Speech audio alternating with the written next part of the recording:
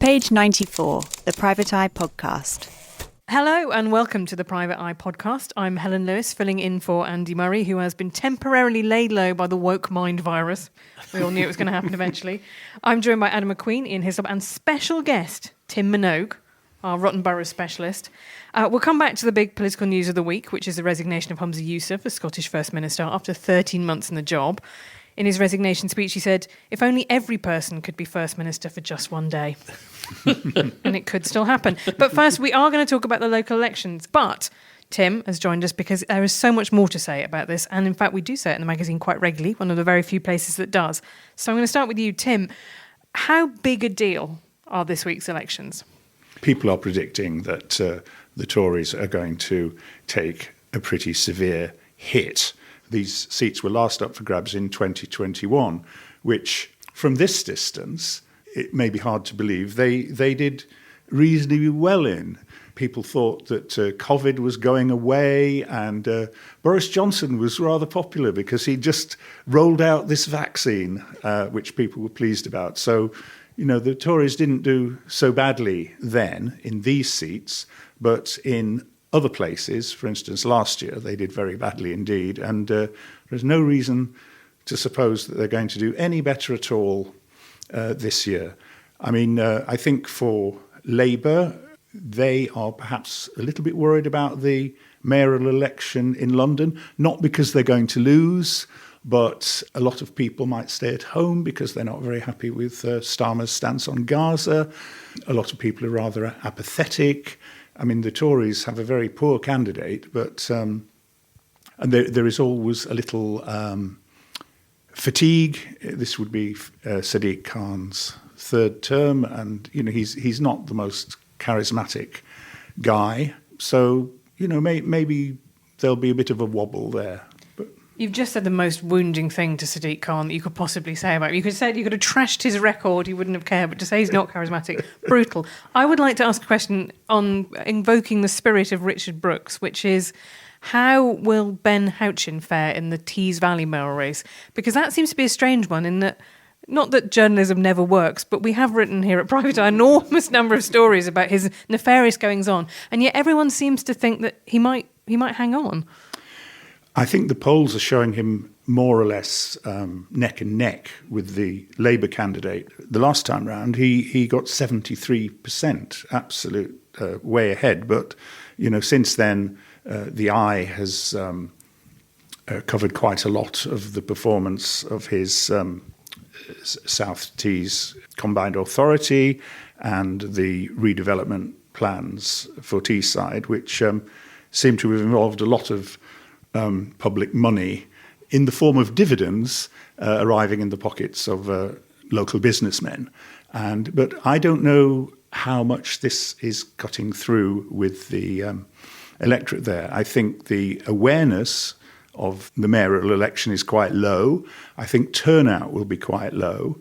I suspect that Baron Houchin of High Leven, as he has been since Boris put him on the resignation ordinance last year, he may be better at getting the turnout out in comparison with the Labour candidate, Chris McEwen. I was encouraged because I saw an interview in which someone was shown a picture of Rishi Sunak and Ben Houchin, and they didn't know who Houchin was. But then, unfortunately, on the follow-up question, they didn't know who Rishi Sunak was. What a blessed state to live in. Which reminds me, I have a question to ask all of you, which is, according to Ipsos, who is the most popular politician in Britain? Are they alive? Is it going to be Winston Churchill or Mrs. Thatcher? Living politician. Living politician, right. It's a mayor. I'm going to give you a clue. It's a mayor. Sadiq. No. Andy Burnham. It is Andy Burnham. Yeah. He's got more name recognition than Ed Davey or Angela Rayner, and he is the most popular politician in Britain, which just, I think, suggests that these mayoral appointments now are seen in the way that Americans have always seen sort of state governors, as they're a kind of a nice sinecure where you get a lot of name recognition. But that was partially the aim of it, wasn't it? Was to kind of take party politics out of it a bit. I mean, I remember when the London mayor was first brought in, who was the first of the kind of big regional mayors, there was all that talk then that it was kind of, Richard Branson will run for it, or someone like that who was a sort of figure beyond politics. And of course it ended up being the most political thing ever, because it was about whether Ken Livingstone was going to be allowed to stand for New Labour or not, and he ended up running as an independent. But it does work that way to a certain extent. extent, doesn't it? And Andy Burnham certainly has quite a personal following. But there are other candidates on. There's Andy. Is it Andy Street? Andy Street in the West Midlands mayor. Who is running very much as Andy Street, the Andy Street candidate, very, very, very small letters Conservative, which does seem to be attacked in a lot of places at the moment. But it might work on a kind of mayoral thing in a way it won't necessarily in a general election. He will only require a very small swing against him to lose that mayoralty. I mean, he's only ahead 1 or 2 percentage points in terms of votes from last time. So even if he's done a reasonably good job at disguising the fact that he's a Tory, and he does seem to be a reasonably moderate and sensible chap. He is also the partner of Michael Fabricant, which a reasonable and sensible chap, and hiding the fact he's a Tory too. Kind of. How would you, for listeners of a nervous disposition, how would you describe Michael Fabricant, Adam? How to begin? The lusciously bonneted Michael Fabricant? Do you remember Michael Heseltine's spitting image puppet? If it had been put through a hot wash backwards, but with Boris Johnson's politics. How about that? That's perfect. Thank you. I think that's cleared that right. Tim, I had a question from a listener. Tom Johnson asks, why do councils go bankrupt? Because this is the background to a lot of these elections, which is the fact that lots of councils have found themselves in really dire financial trouble. But what's behind it? He also declares an interest, which is that he is now a new councillor. So any tips for how not to let that happen, gratefully received. OK, well, the reasons for this are many and complex, but basically they don't have enough money. But I think I spotted that. The money that local councils of all colours have received from central government since the coalition came to power in 2010 has gone down by about 40% in real terms. So that puts them under enormous pressure. Then quite a few of them have engaged in speculative schemes where they've tried to earn more money. And we've documented quite a few of those. Croydon Council set up their own building company, which went belly up, and Birmingham has an appalling £1 billion plus bill for equal pay claims. Rishi Sunak, I mean, who's the Prime Minister for the people who didn't know earlier, he claimed that Birmingham went bust because of Labour. And this was pointed out to me, and someone said, is that a lie? It's the Tory tactic. Michael Gove has indulged this as well. So if a Labour council goes bust, it's because Labour are useless and inefficient. But in the case of Birmingham, it's interesting that this huge equal pay bill arose in the noughties when the Tories and the Lib Dems were in charge, and they hadn't got their eye on these inequalities that were going on, allowing hundreds and thousands of women to fall behind. And they also, it was another part of Birmingham's enormous debt arose from the council's involvement with our old friends Capita, the outsourcing specialists, who set up a wonderful organisation called Service Birmingham, which was going to save the council £1 billion over 10 years. And it ended up costing the council rather more than £1 billion over 10 years. And because Capita have smarter lawyers than most councils do, it took the council until, by now a Labour council, but it took them until 2019 to get out of it. So it's a little bit more complicated than that, Rishi. Well, that's great, cross-party guilt in Birmingham. But I always feel when I read the Rotten Boroughs, the general view is, it's really small beer, it's potholes, local councils, doing the drains. It all seems to me to be unbelievably large sums of money which have been wasted or gone missing. Yes, well, they are very large sums, and the reasons you have terrible potholes and the grass hasn't been mown in your park is because they've lost money or are short of money on a monstrous scale, and of course, leaving the potholes and leaving the grass uncut isn't going to help. It's not going to make much difference at all.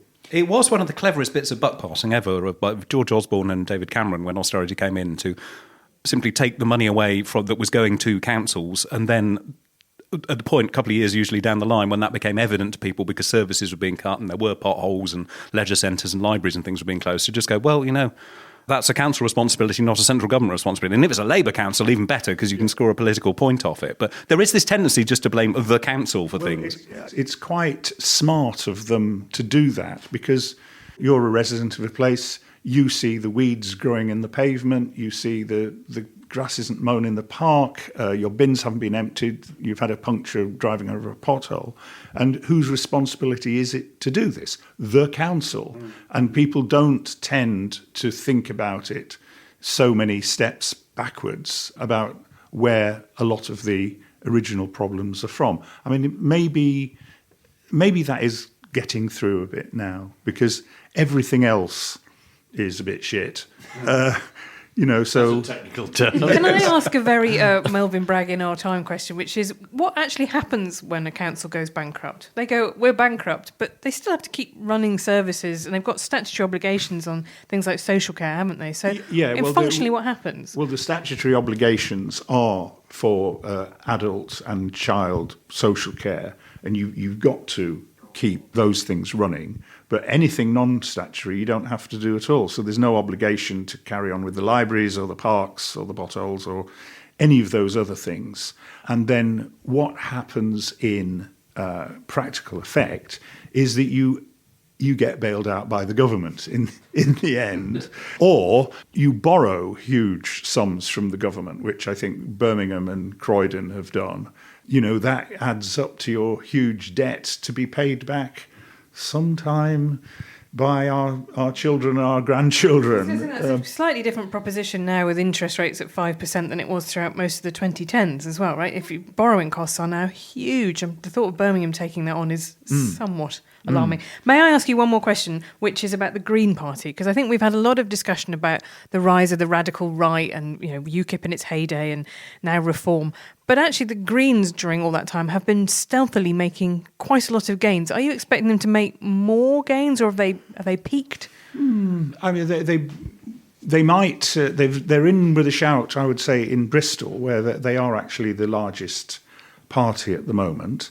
They're quite all things to all people, the Greens. They're a little bit like the Lib Dems have been historically. They're huge NIMBYs in places like Mid Suffolk, where they actually do control the council. They're not going to frighten these normal Tory voters there. But they're kind of the none of the above party, aren't they? Yes. I think for a lot of people. And in Bristol is obviously trendy, lefty sort of place. They'll be a lot more progressive there. It's always interesting to see how things turn out when they actually do get elected, because until last year, they were the largest party and they ran a minority administration in Brighton, which you would think would obviously be the perfect place for the Greens to run. And it all ended in tears quite badly, because it turned out they weren't very good at running this big and complicated city. One of their flagship policies were they weren't going to use any nasty weed killer on the pavements. And a lot of old people and people in wheelchairs didn't sort of like tripping up and falling over weeds, and that was enormously unpopular, and that had to be reversed, and they were going to close down all the public toilets, and that didn't go down very well. And there's a sort of medium to be found between being idealistic and actually the unpleasant practicalities of running somewhere. Centrist, green, dad rubbish. Tim. So clue to that stuff about what is and isn't a statutory service. I mean, the basic minimums you expect are sort of to be able to walk down a pavement and go to the toilet sometimes. No, neither of those in the great future. But I do think, sorry, just on that front, that's another magnificent bit of buck passing in a way, because a lot of people, until they come into contact with them, don't realise that adult social services and social care is the responsibility of local councils. Nothing has ever been done about it, but the hardship and that and the difficulty of that and providing that falls all on local councils, doesn't it? Well, that's a very interesting and important point, because if local councils are ever going to function properly again, the central government is going to have to look at how these social care matters are funded, and the requirements for them, the demand for them is steadily increasing. Something has to give, and what is giving is the local council budgets. And I think some way has to be found of either merging them with the NHS or funding them centrally, because some councils are talking about it consuming more than 50% of their budget.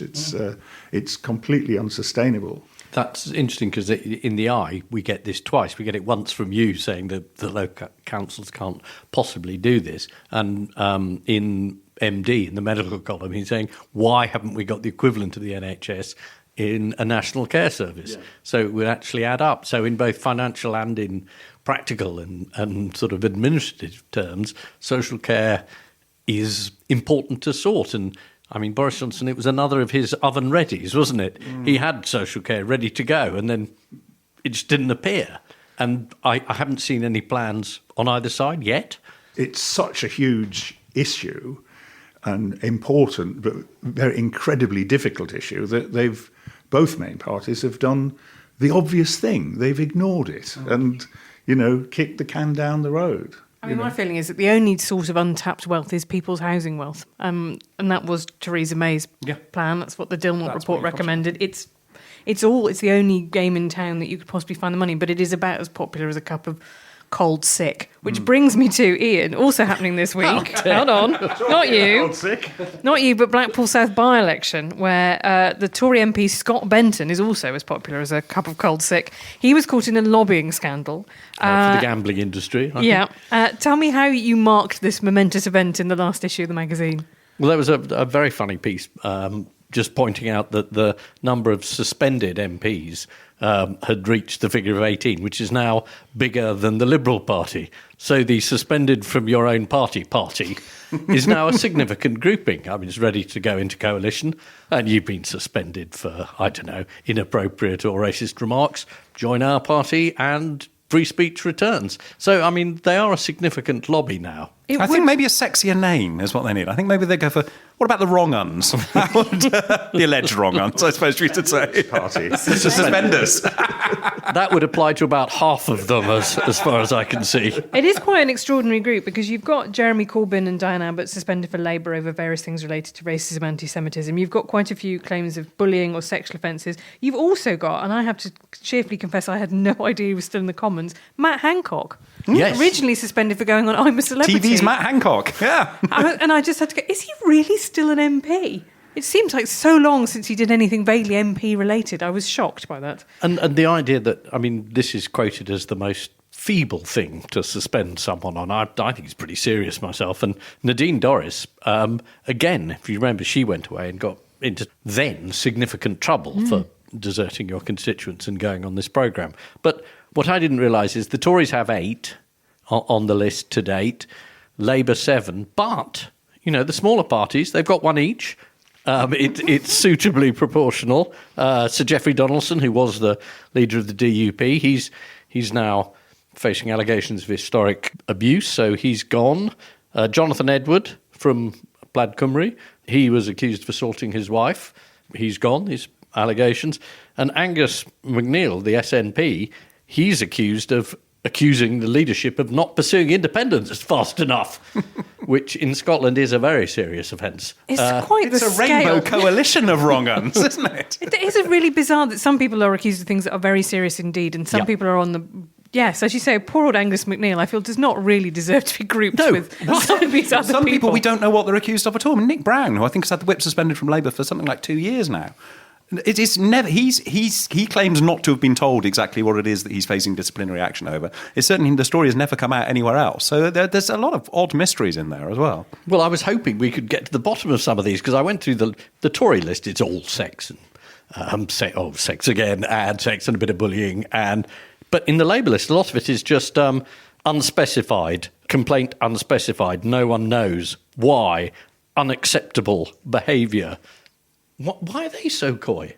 I think they'd probably argue something about due process and disciplinary things taking their course. Sorry. I think it's partially a legacy of caution about the Forge report. The complete fallout over anti-Semitism, counter-accusations, and people's documents got leaked and all that kind of stuff. I think the disciplinary process now is incredibly tightly controlled, and also done with one eye, that if this leaked, then people might counter-sue us for defamation. So it's not just at a national level, of course, that we're seeing a lot of sleaze, Private Eye, a couple of issues ago, exposed the Conservative leader of West Northamptonshire Council, a man called Jonathan Nunn, as a serial wife beater. And our story was backed up by the BBC, who had 5 women on camera saying that he'd either hit them or mentally abused them over a period of more than 20 years, across 3 different decades. And after the BBC story appeared, Councillor Nunn did resign, but without any apology or tone of regret, and it was all a media conspiracy against him, apparently, and he was the victim in all this. So you say he didn't apologise, and in fact he attacked the accusers, which I think is kind of a thing that you see that happens quite a lot these days. It's called DARVO, and I can't quite remember what that stands for. So deny, basically, which is, to say you didn't do it. Attack, which is basically say everyone who's having a terrible go at me, I'm so martyred. And then reverse victim and offenders, say I'm actually the one who's being abused here. It's very Trumpy. It's sort of quite a fashionable thing, and it's quite interesting. You would expect the Tory party to have be holding some investigation, perhaps suspend him. But that isn't the case. I called them last week. I called CCHQ and said, is he being suspended? And apparently not. And is there any investigation going on? Oh, that would be a matter for the police, they say. And so Councillor Nunn is still there and taking a prominent part in the role of the Conservative group there. And to their great shame, I think there were 63 Tory councillors on that council, and only, I think, 5 of them have actually said, I can't support this guy anymore. So the story's not over yet? No. So more next issue? Indeed. But while we're talking about Scotland, by the way, and poor old Angus MacNeil, I have prepared for you a quiz about Humza Yousaf's highlights of his time in power. He was in office for 396 days. How many Liz Trusses is that? Ooh, God, I can't believe it's about 6. It's a quick mental arithmetic test. So he's 396. She was 45, I'm going with. That's the BBC's. Okay. Opinions differ, but that means that he was in office for 8.8 Liz Trusses. Wow. So boast. What a thing. Maybe his memoir will sell 8.8 times as many as hers, which was, in its first week, how many copies? 8.8. 8.8. Someone ripped out 100 pages from the back. Flick to the index, see if they were in it. How many, Tim, how many do you think Liz Truss's memoir sold in its first week on sale? Oh, God, 5,000. Oh, you have drastically overestimated the popularity of Liz Truss. It was 2,228. And The Guardian, bless them, reported it was outsold by both the Air Fryer Cookbook and More Confessions of a 40-something fuck-up. The next paragraph began, Truss, 48. I thought it was exceptional work by The Guardian there. By what margin did Humza Yousaf defeat his rival Kate Forbes in last year's SNP leadership election? Very small one. It was close, wasn't it? Yeah. What is the most cursed ratio in British politics? Oh, 52-48. Correct. Wow. That is what it was. That's when we should have known it was He was all doomed from the outset, wasn't he? Yeah. Lorna Slater, who is one of the Greens' co-leaders in Scotland, held several ministerial positions under the Bute House Agreement. One of them was Minister for the Circular what? Saw. Just a big circular saw in the middle of Bute House, and she just stands there and goes, "Don't go near it, don't touch it, it's dangerous." Is it argument? Oh, that's good. I like that too. It is, of course, unless you've got anything circular you'd like to name at this point. Is it transport? It is not transport. Patrick Harvey is the other co-leader of the Greens. One of his ministerial briefs was for active transport, which is very good to oppose. Not ferries, then.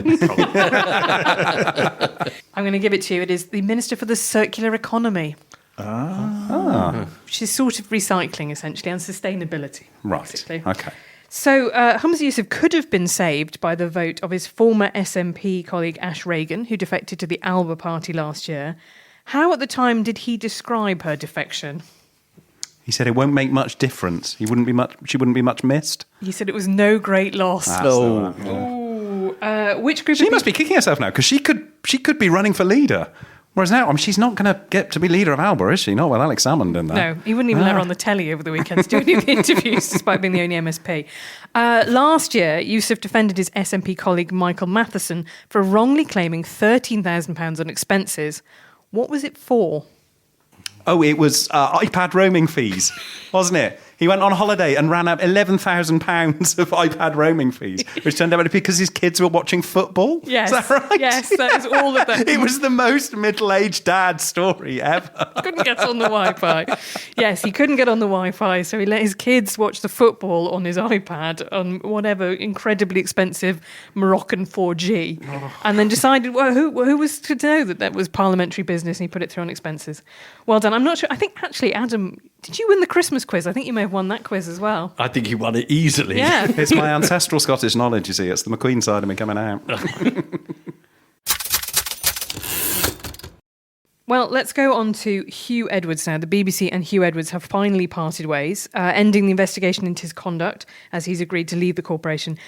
Adam, I want to ask you about this story because I felt like it was a big old mess of a story and then it went very quiet for a while and I'm not sure where it's left us in what was actually true, what had actually happened. It was a hell of a mess of story, and part of that was down to the way that the Sun approached it and misreported the initial bit. There was some muddle over how old the person who Hugh Edwards had been paying for photographs of was when the exchange of photographs began. And it was established reasonably quickly in part of a police investigation that it was over 18, so therefore there wasn't a legal issue in this.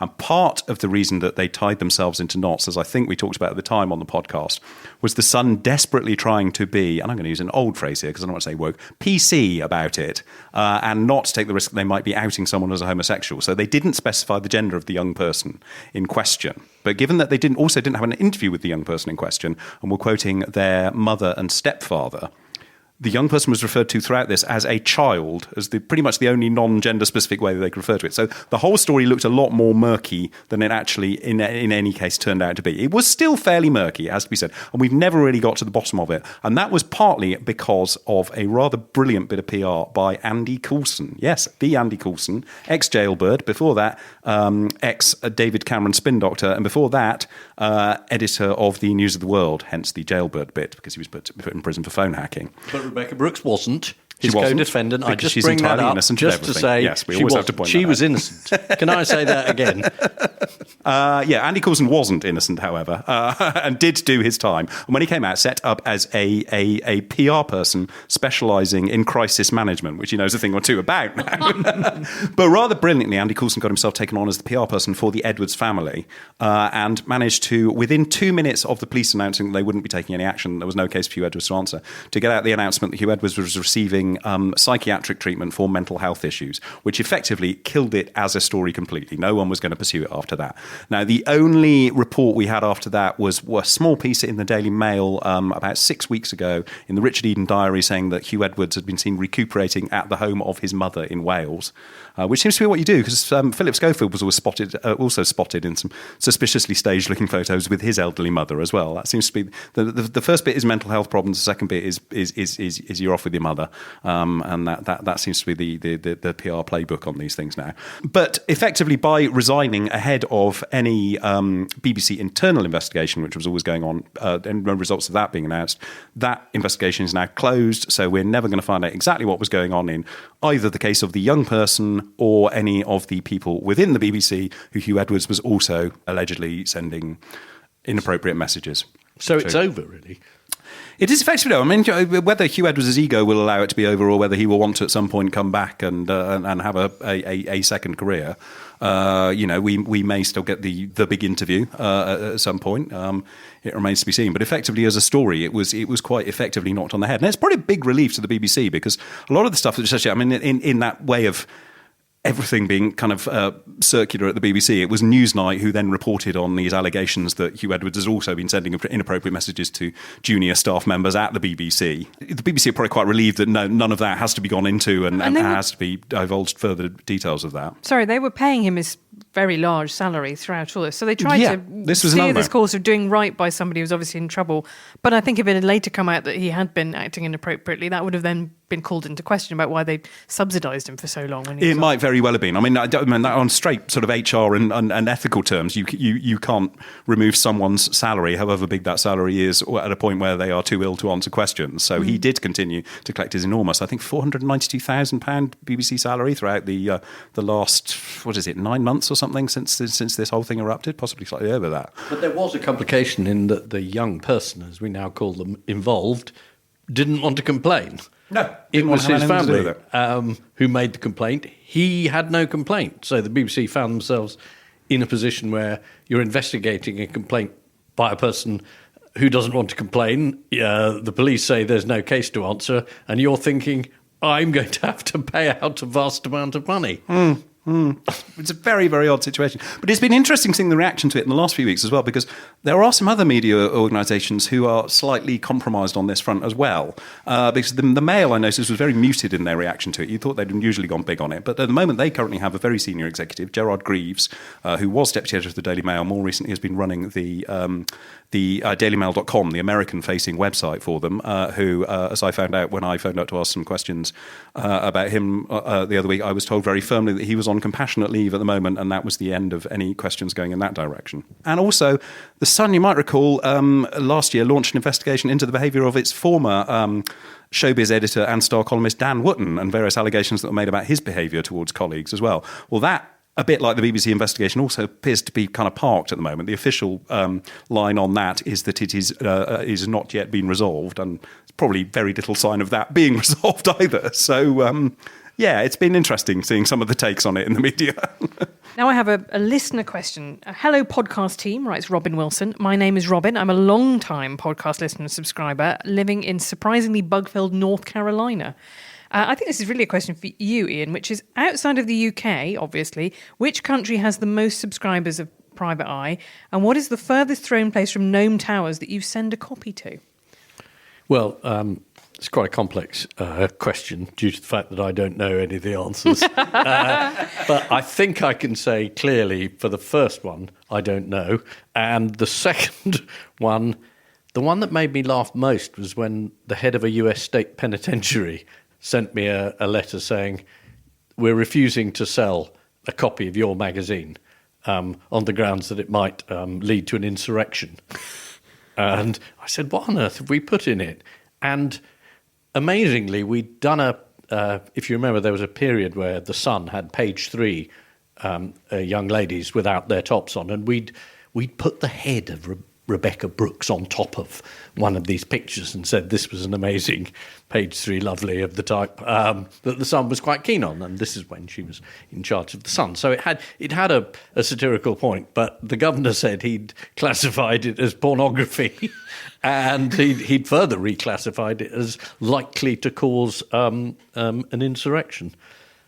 I'm quite sure why. That's very fun. I like the idea of them reading one of your Rotten Boroughs columns, Tim, and just people in sort of Alabama penitentiary go, have you seen what's happening in Croydon? This is appalling scenes. When we get the letters page, we sometimes get letters from New Zealand, don't we? I'm not sure I've ever had one from Antarctica. I'm sure they must have had one on the Antarctic Research Base at some point. We did when Jane wrote a piece about Antarctic research vessels. So it may well be... Way may be further. There's a lot of old Commonwealth. There's a lot of America. There used to be a lot of expats, but something happened in 2016. I can't remember what, but there are fewer of them. Can I give you an answer here in the spirit of the absent Andy that will give you a beautiful segue into the last subject we're going to talk about? Of course. Because for many years during the 60s and 70s, there was a subscription copy of Private Eye being sent out every fortnight to an apartment block in Moscow addressed to a Mr. Kim Philby, who was a keen subscriber throughout his exile. So one of the Cambridge spy ring, post-defecting to Moscow, was like, but I really do want to keep up with what happened at I like Croydon to think Council. that probably all of them were getting their subscription copies, including the mysterious 4th and 5th men as well, I should think, were probably on our subscribers lists. Those are just passing it round between them. Well, that does bring me to, seamlessly, what I'm calling Adam's History Corner. which... I want a little jingle for this, really. I'm sure we'll find you a jingle. But when the news came out of the weekend that Anthony Blunt, the former surveyor of the Queen's pictures and indeed Soviet spy, there was a suggestion that he might have been involved with leaking secrets to the Nazis about Operation Market Garden, which aimed to create the Allied invasion route through the Netherlands into Germany. Now, people have been questioning whether or not that is true, not least because he seemed to quite hate the Nazis. That was kind of one of his things. But it made you say that... the Eye was quite involved in outing Anthony Blunt as a spy. It was the Eye, what, done it? Yes, it was indeed. I mean, this news story is slightly dubious, and the Sunday Times do not have the best record when it comes to outing spies. If we think back to Michael Foot and Agent Boot, Soviet spy, clearly. And I did notice as well. I mean, we should say we haven't seen a copy of the book yet. The book is not out. The book is by a man called Robert de Verkeijk, and it's called The Traitor of Arnhem. All we've seen so far is a story based on it in the Sunday Times, which had the slightly careful headline, I thought, when I went back and looked at it, saying that Anthony Blunt may have helped Hitler too, which is slightly more in the passive voice than the full-on claim. But yeah, the claim is that information may have got back via Anthony Blunt, which helped the Nazis, but also, possibly more to the point, helped the Russians be the first into Berlin and therefore be able to take control of the city, which would have provided more of a motivation for Anthony Blunt, who was a very fervent and committed communist from his days at Cambridge and then onwards into his days as an MI5 agent from 1940, because that was the sort of thing they didn't seem that bothered about then. They didn't see, as long as he seemed a decent sort of chap and he'd been to Cambridge, it all seemed absolutely fine. He knew an awful lot about Rubens, and that was good enough for them. Yes, that's what you really needed for spycraft. But he did go on to this extraordinary career as keeper of the Queen's pictures, which essentially meant he was in charge of all the royal family's artworks. And I've always thought, I only disputed this today, that the reason that he was kept on in that role, even after he was outed as a spy in 1964, was that he had been responsible for getting back all of Edward VIII's fan letters to Hitler after the Second World War. But I've been disabused of this rather fantastic story. Oh, I always believed that. I know. No, it turns out Miranda Carter, who I think is quite a reliable biographer of Anthony Blunt, disproved that in her book. Possibly the letters to Hitler did exist, though. There were fan letters to Hitler. I mean, there are photos of Edward VIII and Wallace Simpson hanging out with Hitler. They were big pals, certainly, yeah. But along with an awful lot of other people, including Lord Rothermere, who owned the Daily Mail at the time, of course. Can I ask you how Anthony Blunt took being outed by Private Eye? He was not at all happy about it. Now, this was one of those scoops where it ended up being the Private Eye revelation, but it was courtesy of a different book, so the third book we're talking about now, which was a book called The Climate of Treason by Andrew Boyle, which was heavily legaled by his publishers at the time, who said that even though he'd discovered that Anthony Blunt was the fourth man in the Cambridge spy ring after Philby and Guy Burgess and Donald Maclean, all of whom by that point had defected to Russia after being revealed. He had this extraordinary revelation, but they wouldn't let him put it in, so he had to use the code name Morris, which I assume is an E.M. Forster reference, I would guess. Early novels. So throughout his book about the spy ring, Blunt was referred to as Morris. But the Eye heard a rather interesting piece of news, which was that Sir Anthony Blunt's lawyers had requested an advance copy of the book at proof stage to read and have a look at, and printed this sort of as a bit of gossip, really.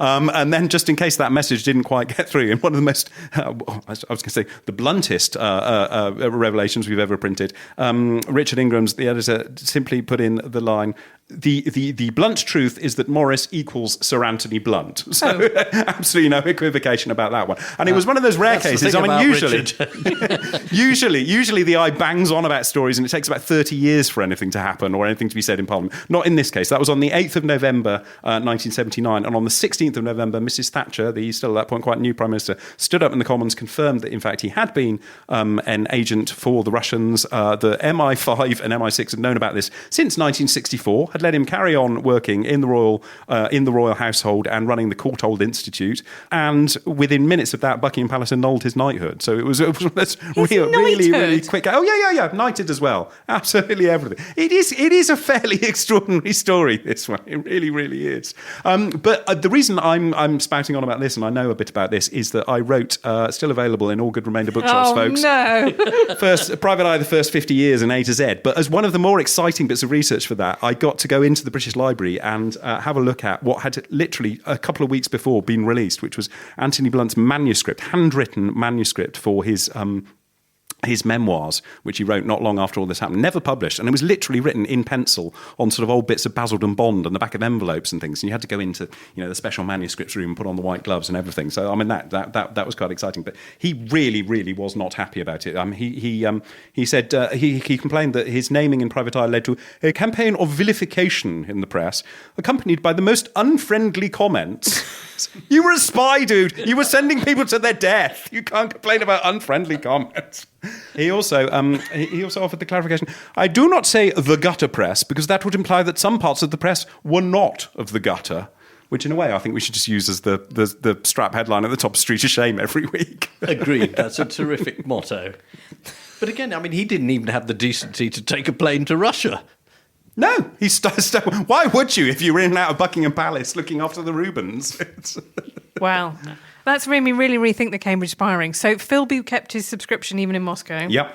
Whereas Blunt didn't ever have a subscription, in fact was quite mean about us. Right, there we go. Although he did teach at the Courtauld Institute, Tony Rushton, the first art director of Private Eye. So there you go, there's another connection. I knew there was something funny about Tone. Well, on that revelation, I'm going to say that's all for this week. Thank you to Adam, Ian and Tim for joining me. You can email us on podcast@private-eye.co.uk or visit private-eye.co.uk and take out a subscription. Announced in the magazine's next issue will be the long list for the Paul Foot Awards for journalism, which are recognising the country's best investigative and campaigning journalism. So there's all that to look forward to. That's all from us. Goodbye.